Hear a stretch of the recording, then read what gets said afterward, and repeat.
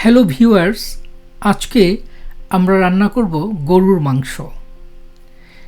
এটা খুব সাধারণ একটা রান্না, কিন্তু রান্নার পদ্ধতি এবং কিছু টেকনিকের কারণে এটা হয়ে উঠবে অসাধারণ। একদম খুব ভালো রেস্টুরেন্টের রান্নার মতো, এবং খেতেও হবে অসাধারণ স্বাদের। আপনার ইচ্ছে করলে গরুর মাংসের বদলে খাসির মাংস কিংবা ভেড়ার মাংস দিয়েও এটা রান্না করতে পারবেন।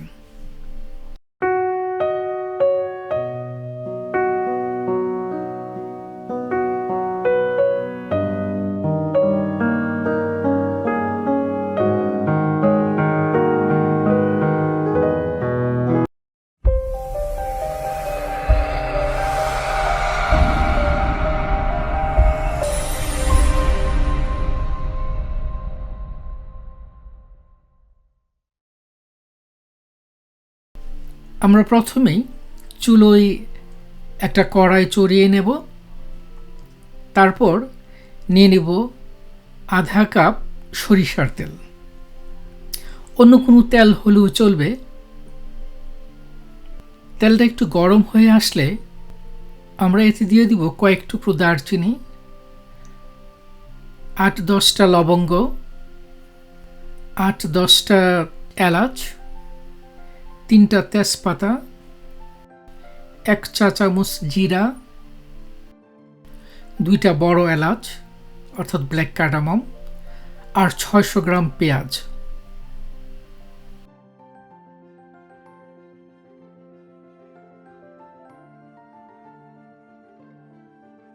আমরা পেঁয়াজটা ভালো করে নেড়েচেড়ে কষাবো যতক্ষণ পর্যন্ত না এটা এরকম লালচে কালার হয়েছে। এবার আমি এতে যোগ করব ১ টেবিল চামচ লবণ। লবণটা আগে দেইনি, এই জন্যে লবণটা আগে দিলে পেঁয়াজগুলো গলে যেত। আমি চাচ্ছি পেঁয়াজগুলা কিছুটা বেরেস্তার মতো হোক। এখন আমি দিব ১ চা চামচ হলুদের গুঁড়া, ১ চা চামচ লাল মরিচের গুঁড়া, ১ চা চামচ কালো গোলমরিচের গুঁড়া। এবার আমি এটাকে খুব ভালো করে নেড়েচেড়ে মিশিয়ে নেব। এবার আমি দিব ৩ টেবিল চামচ আদা রসুন বাটা। তারপর আমি নেড়েচেড়ে ভালো করে মিশিয়ে নেব। মশলাগুলো যাতে পুড়ে না যায় এবং এগুলো যাতে একটা আরেকটার সাথে সুন্দর করে ভালো করে ব্লেন্ড হয়, সেজন্যে আমি দিয়ে দিব আধা কাপ পানি। গরম পানি দেওয়ার চেষ্টা করবেন, ঠান্ডা পানি ইউজ করবেন না।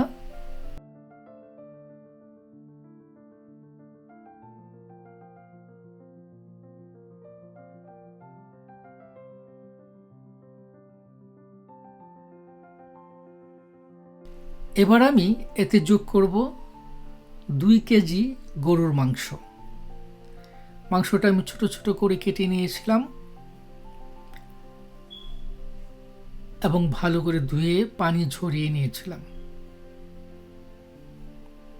এবার আমি খুব ভালো করে এটা কষাবো।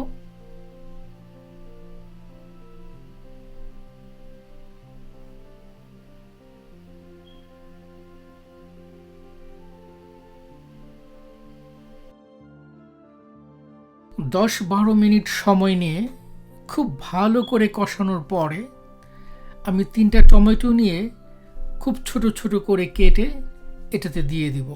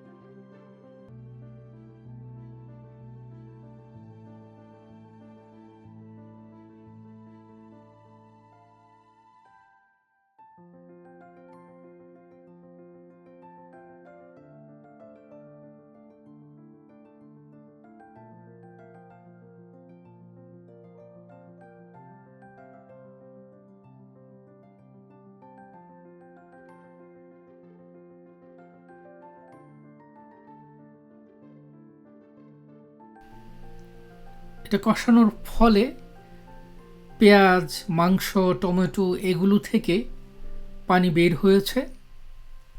এবার আমি দিব 2 চা চামচ ধনিয়ার গুঁড়া,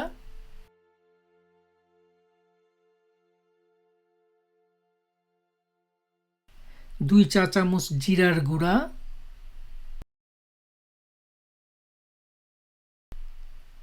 এবং 2 চা চামচ গরম মশলা। গরম মশলাটা এটা হাতে বানানো ঘরে, আমি ডিসক্রিপশনে দিয়ে দিয়েছি,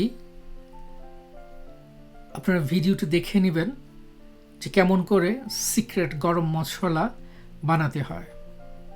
রান্নায় কখনো বাজারের কেনা গরম মশলা ইউজ করবেন না, গরম মশলা নিজে বানিয়ে নেবেন,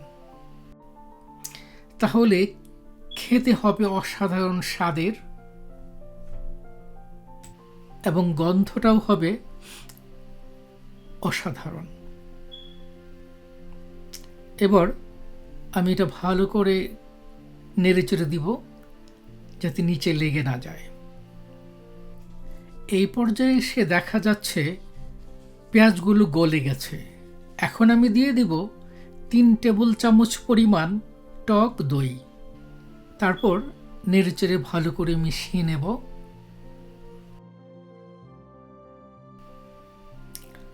আপনারা দেখতে পেয়েছেন গরম মশলাটা কিন্তু আমি প্রথম দিকেই দেইনি, রান্নার প্রায় মাঝামাঝি সময় দিয়েছি। এবার আমি ঢেকে দিব, ঢেকে দিয়ে আধা ঘন্টা রান্না করব। এবার আপনি দেখে নেন যে আপনার মাংসটা নরম হয়েছে কিনা। অনেকেই একদম নরম মাংস পছন্দ করে, কিন্তু মাংস যদি একদম নরম হয়ে যায় তাহলে খেতে ভালো লাগে না। মাংসটা এরকম হতে হয় যে একদম গলে গেছে তা না, আবার শক্ত তাও না। এটা ভালো করে নরম হয়নি, তাই আমি আবার ঢেকে দিলাম। ঢেকে দিয়ে আরও 15-20 মিনিট রান্না করলাম। সম্পূর্ণ রান্নাটি করতে আমার সময় লেগেছে 1 ঘন্টা 20 মিনিট।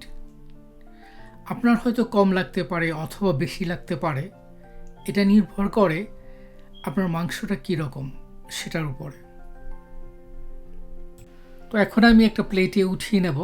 আপনারা দেখতে পাচ্ছেন রংটা কি অসাধারণ হয়েছে এবং এটা থেকে খুব সুন্দর একটা গন্ধ বেরোচ্ছে, যা খুবই অসাধারণ।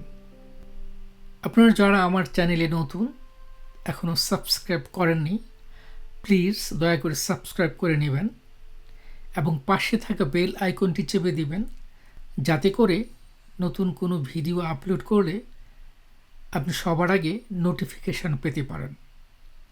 আর শেয়ার করবেন আপনার বন্ধু এবং পরিবারের লোকজনদের সাথে, আর কমেন্টস করতে ভুলবেন না। দেখার জন্যে ধন্যবাদ।